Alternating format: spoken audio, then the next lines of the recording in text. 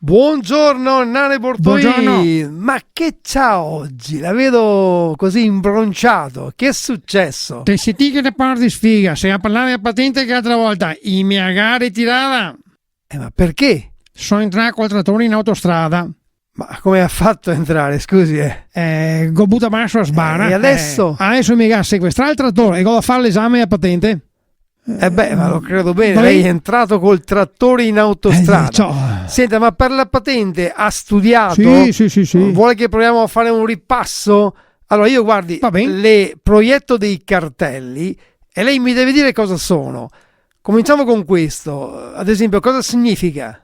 Questo si fa, sì. Stai attenti che non nasce bambini. Cominciamo bene, Bortolini. Guardi, passiamo a uno di più facile. Questo. Facie ghese dottete grandi. Ma che dice? Questa è la strada deformata. Boh. Guardi questo. Facie, non si può fare il bagno con la macchina. Pazzesco. Continuiamo, dai. Che è questo? Pericolo partenza missili. Sì, a posto. Allora guardi qua.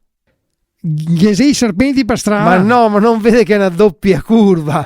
Proviamo qualcosa di più facile. Guardi. Ghese una vacca, divieto di prostituzione. Ma che sta dicendo? Questo significa ci sono degli animali vaganti. Guardi qua. La vacca che ha fatto una bea, che altro che tocca tirarla su. Lei è incredibile. Passiamo oltre. Guardi questo. Siccome che era quello della prostituzione, questo è divieto di trombare. Ma allora presti attenzione a quest'altro. Guardi qua. Stai attenti che era baltato un semaforo e sarà sta Fleximan. E guardi che cartello è questo? Non sta ancora a 70 all'ora che te mette tamponi. No, non ci siamo.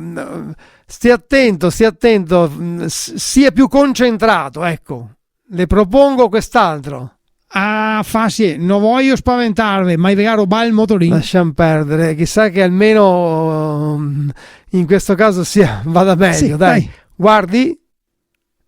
Facile, una palestra, non si può sollevare più di tante Ma tonelate. no, questo è un divieto per i veicoli che hanno una massa superiore a 5,5 tonnellate.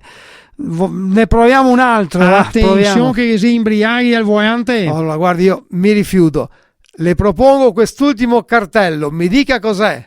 Qua il trattore che mi ha portato via. Disgraziato, ma hai detto, ti sei stato. Guarda il metratore, guarda il trattore, ma va a tieto esame a patente, remengo, dai tu.